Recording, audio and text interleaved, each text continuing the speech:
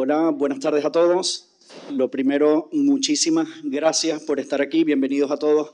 Sé que es un enorme esfuerzo venir desde diferentes zonas, desde Mallorca, desde Valencia, desde Alicante, Madrid, y la verdad que para nosotros es un enorme placer tenerlos a todos y agradecerles el haber hecho ese esfuerzo por estar aquí con nosotros en la tarde de hoy.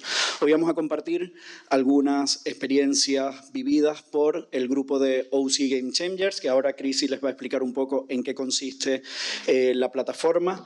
Y muy importante, si hay alguien que en algún momento de las conferencias no se siente bien, nos los haga llegar, pero bajo ninguna circunstancia abandonemos la sala.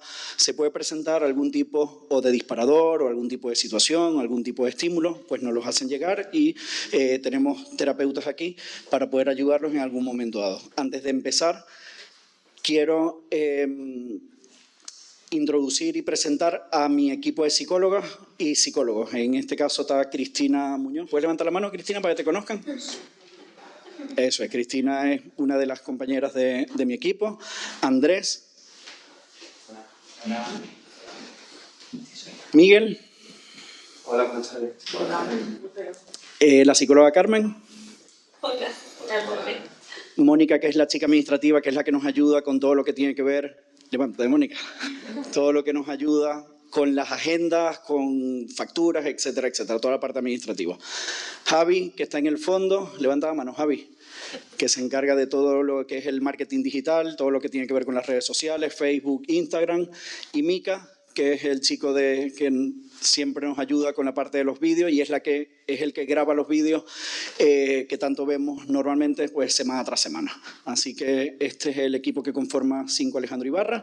Los voy a dejar con Crisi para que les explique un poco en qué consiste OCD GAMECHANGERS y ella de su experiencia de vida. Gracias. What was it? Buenas tardes. Okay, buenas tardes. I will be the only speaker that is speaking today in English. And it's interesting because this is very much part of the story that I want to share with you today. My name is Chrissy Hodges, and I'm the founder of OCD GameChangers. I do YouTube videos, and I'm an advocate for what we like to call pure OCD. Bueno, buenas tardes a todos. Hoy voy a ser la única... Eso se me olvidó presentarte. No pasa nada, soy Rosa, la intérprete. Bueno, buenas tardes. Voy a ser la única que hable hoy en inglés y bueno, creo que es bastante interesante la historia que voy a compartir hoy con todos vosotros. Soy Chris Hodges y soy la fundadora de OCD GameChangers. También hago vídeos en YouTube y soy portavoz de lo que llamamos Talk Puro. So first I want to tell you a little bit about what Game Changers is about. So we came here last year. We were in Seville, Spain last year with Alejandro. And we are a nonprofit out of Colorado. Colorado, that's where I'm from. And our mission is really to create community all over the world. So we do events that bring people together with OCD, either their families, individuals who have OCD, and we also want to bring therapists together to educate. Our speakers are always individuals who treat OCD or have lived experience. Bueno, en primer lugar me gustaría hablar un poco sobre qué va OCD GameChangers. El año pasado ya estuvimos aquí con Alejandro, tuvimos el placer de estar en Sevilla. Y bueno, OCD GameChangers es una organización sin ánimo de lucro que nació en Colorado. Yo soy de Colorado. Y nuestra misión es formar una comunidad en todo el mundo. Queremos poder juntar a familiares de pacientes con TOC, a personas que sufren TOC y también a todos los psicólogos. Todos nuestros ponentes en nuestros eventos son personas que han sufrido TOC o tienen el TOC cerca. So this is the last stop on our international tour. This year especially, we really wanted to do as many events as possible to bring awareness, but also to open up different communities to be able to meet each other. So earlier this year, we were in California, we were in Georgia, And then this fall, both Alejandro and I went to Germany for an event, to the UK. Then I was in Kansas about a week and a half ago, just random. And then now we're in Spain, and now I'm going to sleep for about 3 months. Bueno, pues esta es nuestra última parada del tour internacional que estamos haciendo. Nos gustaría hacer, nos gusta hacer el mayor número de eventos posible para poder concienciar a todo el mundo y crear comunidad y así poder conocernos. La primera parada fue California, después Georgia. En otoño Alejandro y yo fuimos a Alemania, hemos estado en Reino Unido y hace una semana y media estuve en Kansas. Ahora estamos aquí en España y después voy a dormir durante 3 meses. So we are a nonprofit 501c3, so we do take donations, and all donations go directly to the events. Alejandro is on the board. We also have several other board members, and one of the things we like to do is elevate people who are doing game-changing, amazing work in our community, because as many of you know, there's not enough awareness for OCD. And the more people that we can bring to the forefront to educate people, bring awareness, the more people we can get to help. Bueno, como ya he dicho, somos una asociación sin ánimo de lucro, aceptamos donaciones y las donaciones van directamente a nuestros eventos. Alejandro es parte de la junta directiva y, bueno, tenemos otros miembros de esa junta directiva. Siempre nos gusta poner en valor el trabajo que hacen estas personas por esta comunidad. Mientras más trabajo se haga en este sentido, más concienciación. Y mientras más personas ayuden, pues mejor para todos. Okay, so I'm going to start today. We're going to have 4 speakers, and then we're going to take a break after the second speaker, and then we'll do a Q&A after.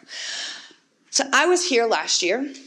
And I shared my story with the audience of my experience with OCD, and I'm going to do that really quickly, but I want to talk a little bit more today about what recovery is like for me. As someone who has been out of treatment for 23 years, out of exposure response prevention.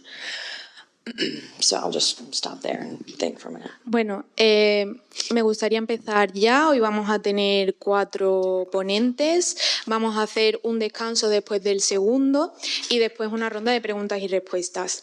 El año pasado ya estuve aquí, estuve compartiendo mi experiencia y quiero compartirla hoy también, pero en primer lugar me gustaría hablar un poco de mi proceso de recuperación, ya que dejé el tratamiento de PR hace 23 años. So I want to start with where I was last year when I was in Seville. I can already tell this is going to be emotional. Oh man. Shit. How do you say shit in Spanish? Miele. Last year I came to Seville. I had been traveling in many different countries at that point, and I was at a real low. I'm sorry. Yeah. Oh, I know. I was in a really bad place with my OCD last year. So this was last October when we were in Seville. And I stood up here in this room and shared my story with everybody as an advocate and as a peer support specialist, which is what I do. And I felt like a fraud. Bueno, en primer lugar me gustaría hablar de la situación en la que me encontraba el año pasado cuando vine aquí a Sevilla a hablar sobre este tema. El año pasado viajé por muchos países y cuando llegué aquí a Sevilla, fue octubre del año pasado, me encontraba en un punto muy bajo de mi proceso con el TOC. Y me puse aquí delante de todo el mundo a compartir mi historia y realmente me sentí como un fraude. One of the reasons why is because I had been struggling with OCD, real event OCD. So when I grew up with OCD without knowing what it was, I had sexual orientation OCD. I lived with sexual and violent intrusive thoughts that tormented me for years, and I'll get into that in just a minute. But as I have gotten older and a little deeper in my recovery, OCD, as we know, shape shifts. So it changes, and it's difficult to recognize when we're not usually recognizing compulsions and we're focusing mostly on the obsessions. And so last year, I had been dealing with real event OCD around health anxiety and pain in my body, things that were actually real and I was feeling, but I couldn't recognize it or believe that it was OCD.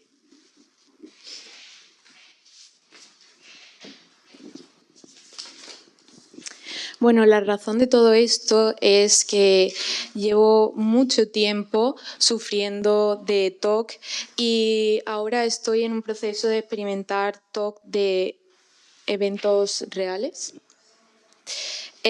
Cuando crecí pasé por el TOC de orientación sexual, TOC de episodios violentos relacionados con el sexo, y todo esto me atormentó muchísimo. Sin embargo, durante mi proceso de recuperación el TOC ha ido cambiando y este cambio hace que sea muy difícil reconocerlo, porque ya no te centras tanto en las compulsiones, sino en todos los pensamientos intrusivos que vas teniendo. El TOC que estoy experimentando ahora mismo me produce, hace que experimente ansiedad, dolor físico, y son cosas muy reales que estoy experimentando. And so before I get into what I really wanted to talk about today, I wanted to talk about a full circle moment, a little bit of hope before I get into the story. I arrived in Seville this year after traveling internationally with somewhat of the same fears because of remembering last year. But this year I thought I'm going to be ready for OCD. I'm going to learn a little bit of Spanish, so un poquito español. But, and I knew I was going to show up in Seville with OCD. And this morning, Ben asked me to meet him at go to a coffee shop, un café, con leche. And I turned the corner to go to the coffee shop, and it was the street that I stayed on last year that I couldn't leave the hotel room. And so this year, to be able to walk around that corner and see the hotel where I was sitting, and I was standing out on the road in Spain the first time I was in Spain, and I couldn't leave the hotel because I was so scared. I was so scared of getting lost. I was so scared my feet were going to hurt. I was so scared. And then I felt so much shame. Today, I went and sat in that coffee shop, ordered coffee in Spanish, even though I did it wrong. And then we went and took a photo in front of the hotel.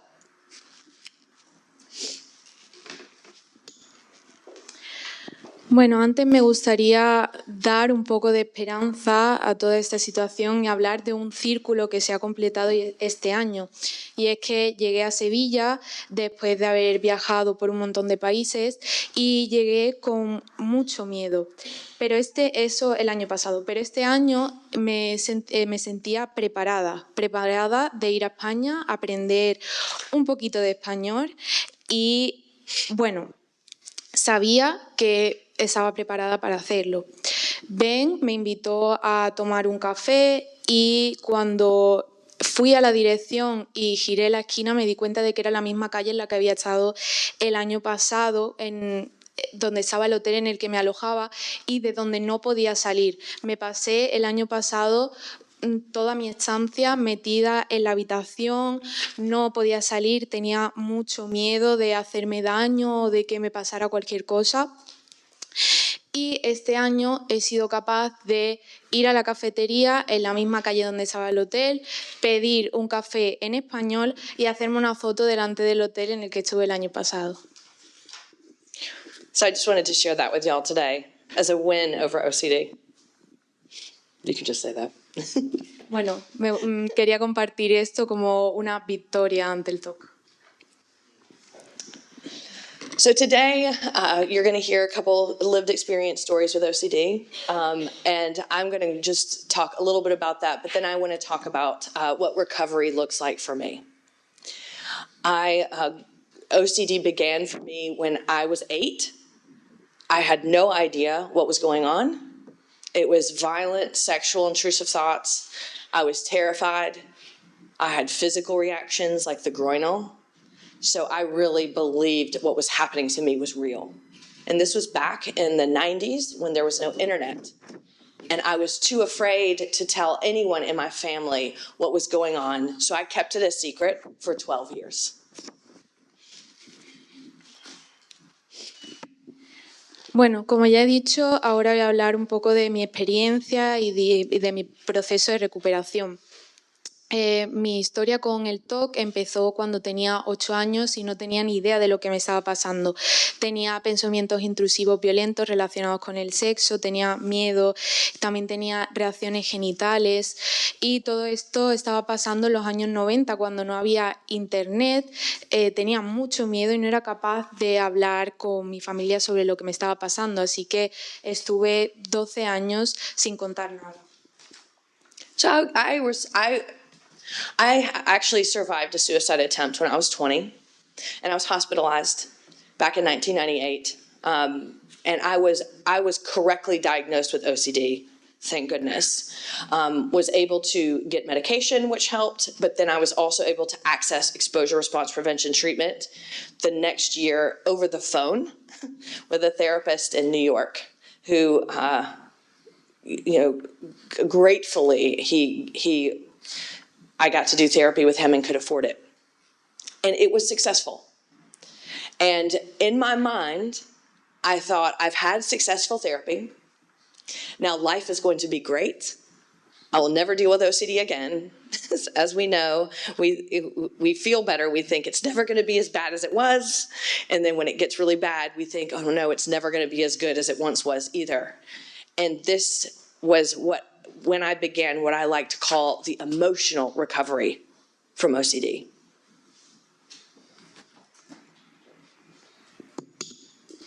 Bueno, sobreviví a un intento de suicidio cuando tenía 20 años, estuve hospitalizada y, bueno, me diagnosticaron TOC, pude tomar medicación y pude someterme al tratamiento de PR un año después por teléfono con un psicólogo de Nueva York, que gracias a Dios me podía permitir. La terapia fue todo un éxito y después pensé que, bueno, como ya había sido todo un éxito, mi vida iba a ser muchísimo mejor y nunca iba a estar tan mal como había estado. Pero, claro, llega un punto en el que te sientes muy bien, piensas que no vas a volver atrás, pero después cuando vuelves, piensas que ya no vas a volver a estar tan bien como estabas antes. So after treatment, I thought, now I can finally start living. I'm going to go out. I moved to Colorado.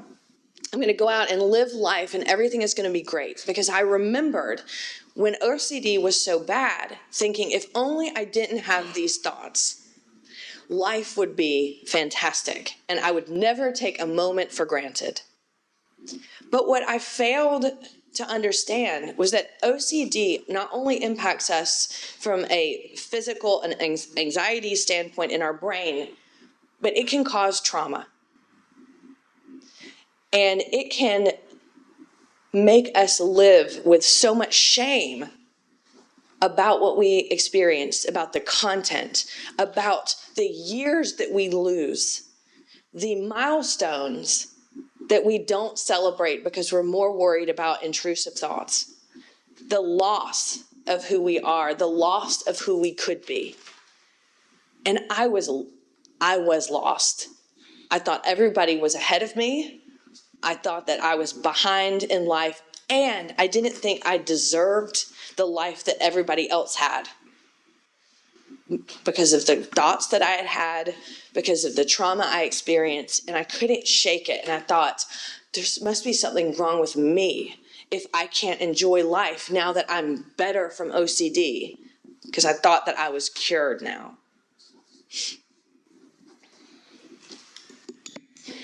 Bueno, después del tratamiento pensé que ahora era cuando iba a empezar mi vida. Iba a volver a Colorado y todo iba a ser estupendo. Pensé que en ese momento iba a tener una vida maravillosa, pero lo que no entendía era que el TOC no solo impacta a nuestro cerebro, sino que también nos crea un trauma. Y yo vivía con vergüenza de lo que había experimentado, del contenido de mis pensamientos, de todo lo que había perdido, de los años perdidos, los hitos que no había podido celebrar por los pensamientos que tenía, y también la pérdida de la persona que podía haber sido. Así que estaba muy perdida y pensé que yo no merecía tener la vida que otras personas estaban teniendo. Me sentía que me quedaba atrás, y todo por mis pensamientos y por el trauma que tenía.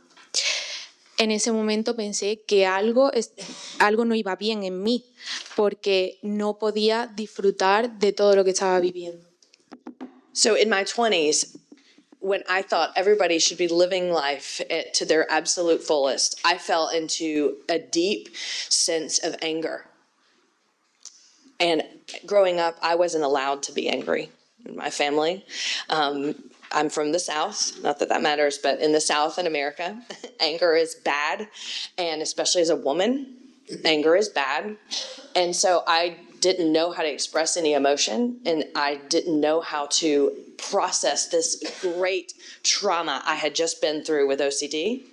So I turned to alcohol in my 20s to temper the anger, to temper the shame.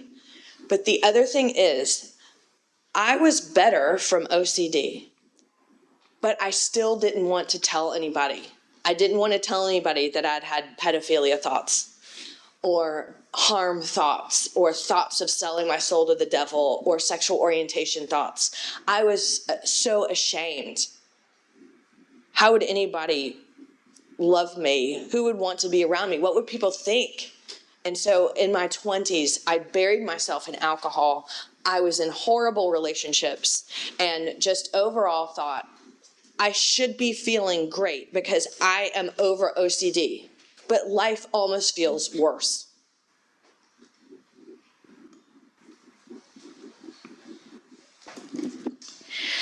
Durante la etapa de tu vida en la que tienes 20 años, se supone que es un momento en el que tienes que experimentar la vida al máximo, pero yo estaba muy enfadada, me sentía muy enfadada. Y durante mi infancia y durante mi adolescencia no se me permitía estar enfadada. Yo soy del sur de Estados Unidos, tampoco es que sea un dato demasiado relevante, pero es verdad que no se nos permite estar enfadadas, y menos a las mujeres. Entonces, no sabía realmente expresar mis emociones, no sabía procesar todo el trauma que estaba experimentando, así que empecé a beber alcohol para poder calmar el enfado y la vergüenza que estaba sintiendo. Debería sentirme mejor y debería haber estado viviendo todo lo que estaba pasando en mi vida, pero realmente no quería contárselo a nadie, todo por el miedo de los pensamientos intrusivos que estaba viviendo, los pensamientos relacionados con orientación sexual, con pedofilia, con el diablo. Y pensaba que quién iba a quererme realmente con todo lo que con todos los pensamientos que estaba teniendo. Así que empecé a beber, tuve relaciones horribles y pensé que ahora estaba incluso peor que antes, cuando se supone que debería sentirme mejor. So in my 30s, I experienced a massive relapse, which which is what we're all going to experience with OCD, but we dread the most. It took me by surprise because it was harm OCD in a way that I had never had it before. I thought I was murdering people with my car. I thought I was murdering people in secret and couldn't remember, so I would check if there were knives in different places in the house, or if there was blood in areas, or I would check my car to make sure I hadn't hit someone. I was, checking the paper to see if anyone was dead and it was my fault. And it took me a while to realize it was OCD, because I thought that I was done with that phase of my life. And this type of harm OCD had never, I'd never had this. And when I realized it was OCD, I was so devastated. How could this be, this lifelong illness? I was supposed to be better. They told me that therapy would make me better. And now here I am, just as bad as I was 12 years ago. In fact, I don't even know which was worse, 12 years ago when I didn't know it was OCD, or 12 years now when I do know it's OCD. Now I'm just pissed, because now I'm stuck with this disorder forever.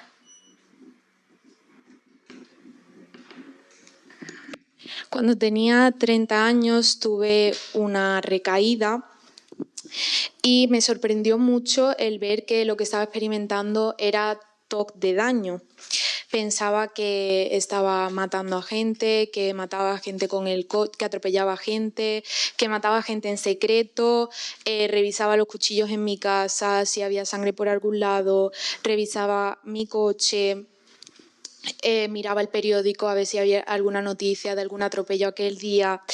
Y después me sorprendió mucho saber que era TOC, porque nunca había experimentado ese tipo de TOC, y además pensé que era algo que ya había superado. Cuando lo supe, quedé totalmente devastada. Fue como, ¿cómo puede ser esta enfermedad de por vida? Yo ya estaba mejor y ahora estoy incluso peor que antes. ¿Cómo puede ser esto? Entonces me sentí muy enfadada porque me sentía estancada en mi vida. And this is when I decided that, I finally realized it was OCD. I got back into ERP. I remembered how it worked. I got through the relapse, but I did think to myself, I cannot live like this anymore alone. I have got to find people that understand this. I knew there were people out there that had all kinds of sexual and violent intrusive thoughts. My therapist had told me, but where were they? There was nothing on the internet at that point. There was no way for me I wasn't about to bust out into the community and be like, hey y'all, does anybody, how do you say y'all in Spanish, right? And so I thought to myself, I will create content. I will create videos. And then people will come to me. And so I will feel less alone. It was a little selfish, but at the time I was so desperate to find other people, because I was so alone and so ashamed. I was ashamed of my whole life, and I was tired of hating myself. And I was tired of hating myself with OCD. And so that's when I started doing YouTube videos. And that's when I started speaking like this and sharing my story. And I was terrified. How are people going to receive? And I started with baby intrusive thoughts, okay, I'm worried that maybe I'm gonna throw up. Or I'm worried that I am in the wrong relationship. Not that those aren't awful, because I have emetophobia and it's awful. But I didn't want to talk about pedophilia OCD. I didn't want to talk about sexual orientation OCD or murder or things like that, because what would people think? But I knew I had to do it, because I knew that community was going to be the next phase for me in order to heal.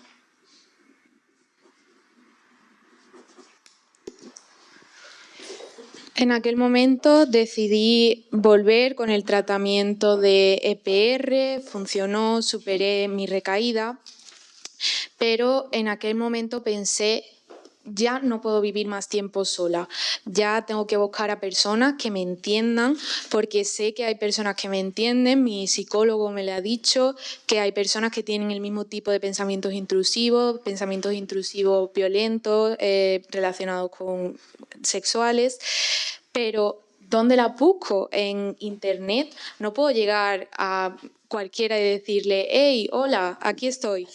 Así que decidí empezar a crear vídeos y intentar sentirme un poco más sola. A lo mejor fue un acto un poco egoísta, pero es que estaba totalmente desesperada, estaba cansada de odiarme a mí misma por todo lo que estaba experimentando. Así que, como ya digo, empecé a crear vídeos en YouTube, empecé a hacer estos eventos y al principio me daba un poco de miedo porque estaba preocupada de compartir realmente todos los pensamientos que tenía. Empecé a hablar de los pensamientos relacionados con el miedo a vomitar, pero realmente me daba miedo hablar de mis pensamientos de pedofilia o de orientación sexual. Pero sabía que tenía que hacerlo aunque me diera miedo el que pensaran. En la comunidad es donde tenía que poder apoyarme más. And that really was the next phase of recovery for me. Community.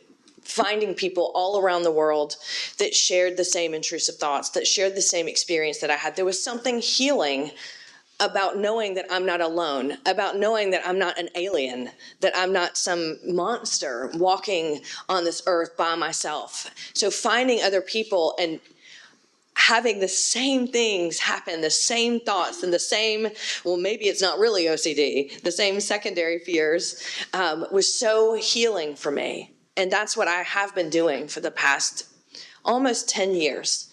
I'm a certified peer support specialist, so I work with people all over the world, and their experiences, even when they are in a dark place, help me and I can help them. So it's symbiotic.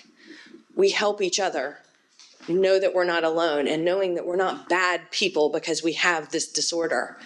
I'll stop there and then I'll go into the next.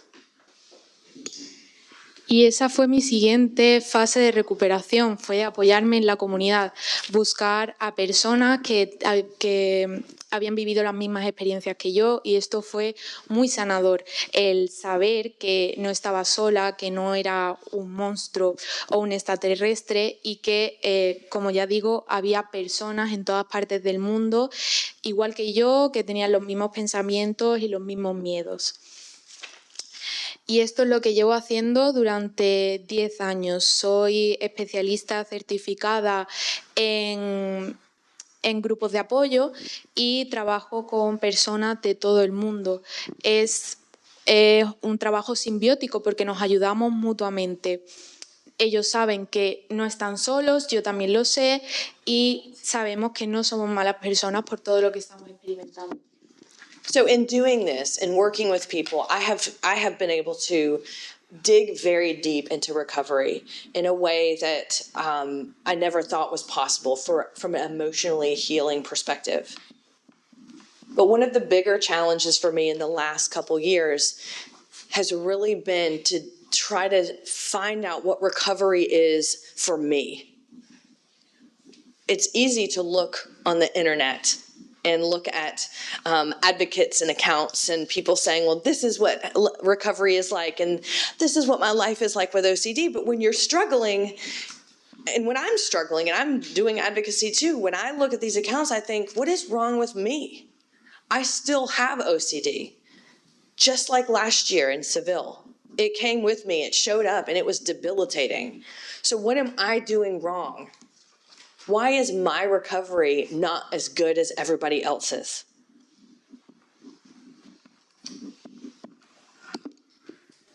Con este trabajo, con otras personas, he podido indagar muy hondo en todo el proceso de recuperación. Algo que pensaba que nunca iba a hacer. Sin embargo, el desafío más importante para mí en estos años ha sido encontrar cómo es mi proceso de recuperación. Es muy fácil buscar en internet, buscar portavoces que hablan sobre TOC y que te cuenten cómo son sus procesos de recuperación o cómo ha sido el TOC para ellos. Sin embargo, yo seguía sufriendo y pensaba que algo no iba bien en mí porque yo seguía sufriendo ese TOC, como ya os he contado, en Sevilla el año pasado. Entonces pensaba que tenía que buscar cómo iba a ser mi proceso de recuperación. So the last year, I started running groups for people all over the world. And I run about 5 a week, and they're peer support groups. They're not therapeutic. So it's just us coming together, sharing our stories and walking alongside each other. And at first, I started to run these groups, and I think, well, I'm the person running the group, so I can't share. But then I got to know these people, and I started to share. And what I found was this deep level of understanding and this deep camaraderie that we have.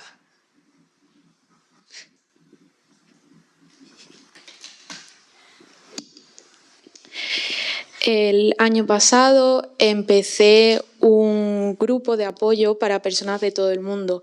Como ya digo, era un grupo de apoyo mutuo, así que todos compartíamos nuestras experiencias y caminábamos juntos. Al principio pensaba que yo no tenía el derecho de compartir mi experiencia porque era la que había lanzado el grupo, la que había empezado el grupo, pero después empecé a conocer a todo el resto de pacientes y descubrí un nivel de entendimiento muy profundo y una camaradería que me ayudó mucho.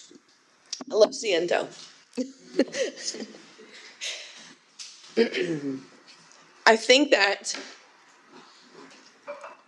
this is one of the hardest disorders that you can have. This is one of the hardest things I've ever done in my life, and I've done a lot of hard things. It's difficult to live with a brain that you know is never going to function correctly, but with a brain that abuses you and you don't know what you did to deserve it. And after 30 years, after 25 or so years after treatment, did I really want to be standing up and talking about this and getting emotional and saying, living with OCD is hard? No. I wanted to say, you'll never experience OCD again. Go through treatment. It's going to be so great. And life is so great. But life can be challenging with OCD.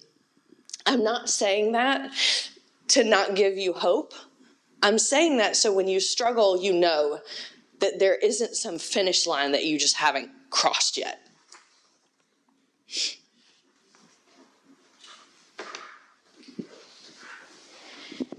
Bueno, pues pienso que el TOC es una de las cosas más difíciles por las que he tenido que pasar en mi vida, y he pasado por muchas.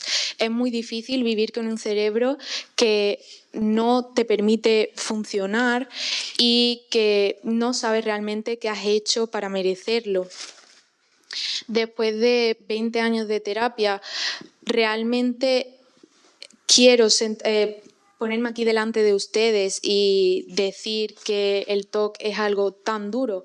Pues no, me encantaría decir que pueden ir a terapia y todo se va a solucionar, pero es verdad que la vida es muy complicada y muy desafiante con el TOC, pero sí que quiero daros la esperanza de que al final hay una línea de meta. So I just want to share with you a few things that have really helped by meeting and learning about other people's experience with OCD and things that have really elevated my recovery in this last year. First, self-love and self-acceptance. So hard with OCD, but it is possible. And one of the ways that I have done that is by seeing myself and other people's stories and giving the compassion to myself that I give to them, which I know is hard. People tell me about pedophilia, intrusive thoughts, and I just feel it to my core how much they struggle. But I can't look in the mirror and say, it's okay that you struggle and I'm accepting you too. I think that's hard for a lot of us with OCD. So I really have worked on self-love and self-acceptance. And one of the ways that I have done that is just to think, is just to say, I am someone with OCD. I ruminate. I mentally review. And I really practice and choose compassion for the things that I do instead of punish myself for doing compulsions. I just know that's part of who I am, and that helps cultivate self-love.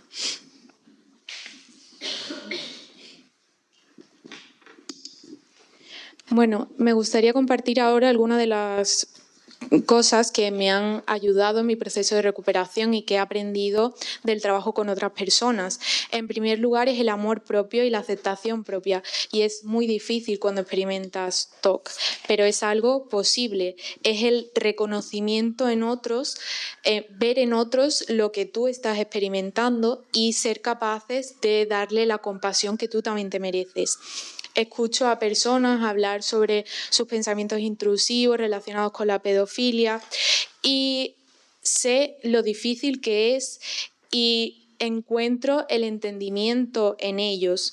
Este amor propio y esta aceptación es algo que tenemos que poner en práctica.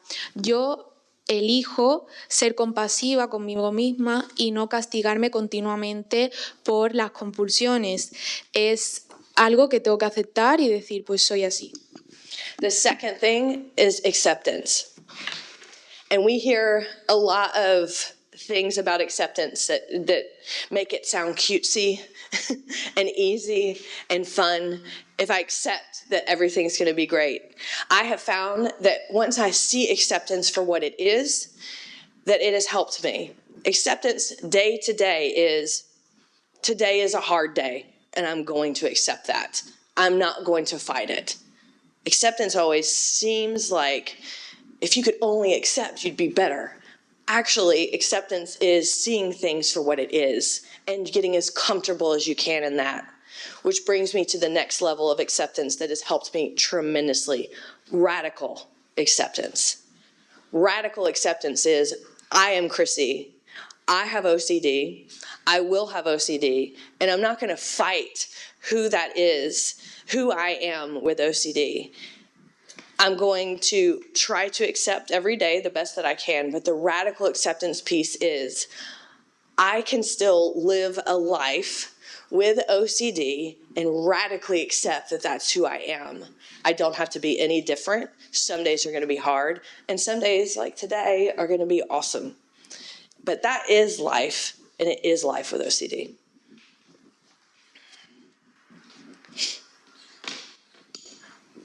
El segundo punto está relacionado con el primero y es la aceptación. Vemos en muchos sitios cómo se plantea de una forma muy fácil y que funciona muy rápido.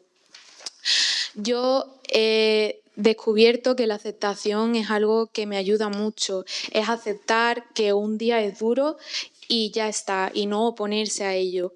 Si puedes llegar a ese nivel de aceptación, te puede ayudar mucho, pero otra cosa que he aprendido es la aceptación, digamos, radical. Es decir, yo soy Chrissy, tengo TOC, voy a seguir teniendo TOC y no me voy a rebelar contra quién soy. Tengo que aceptar todos los días tal y como vienen. Tengo que aceptar que puedo vivir con TOC y que no necesito ser una persona diferente. Algunos días serán más difíciles y otros días como hoy irán mejores. And lastly, we hear all the time, live life anyway.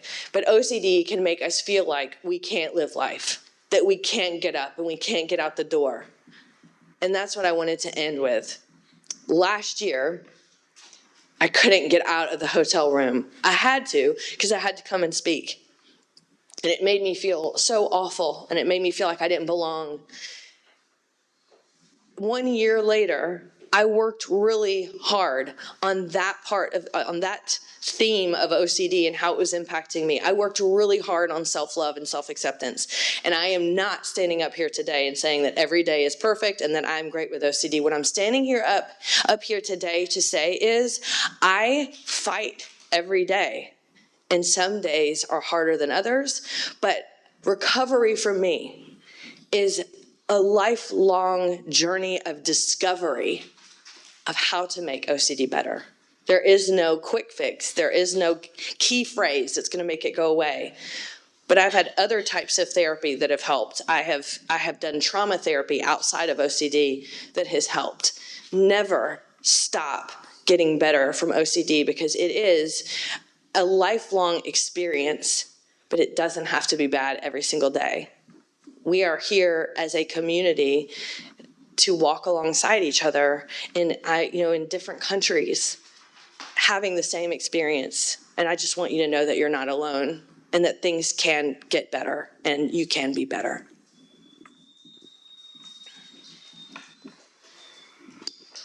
Para concluir, escuchamos mucho que en la vida puede ser mejor, pero el TOC hace que no nos podamos sentir así. El año pasado no podía salir de la habitación del hotel, pero tenía que hacerlo porque tenía que hablar delante de todo el mundo y me sentía horrible. Un año después he podido trabajar en este punto de mi recuperación e incorporar el amor propio y la aceptación. No voy a deciros que todos los días son maravillosos. Es obvio que hay días y que hay momentos en los que siempre se va a tener que luchar, pero algunos serán más difíciles y otros un poco más fáciles. El proceso de aceptación ha sido un proceso de descubrimiento personal, ya que no hay una solución mágica para superar todo esto. Yo me he sometido a diferentes tipos de terapia, aparte del TOC, de la terapia de TOC, y mi experiencia es que, como ya digo, hay que luchar todos los días. Algunos días serán más fáciles y otros menos. Hoy estamos aquí. Hemos viajado por diferentes países y hemos visto diferentes experiencias, hemos escuchado a personas con diferentes experiencias, pero al final todas tienen un punto en común y es que no están solos y que pueden tener una vida un poco mejor. Gracias. Bueno.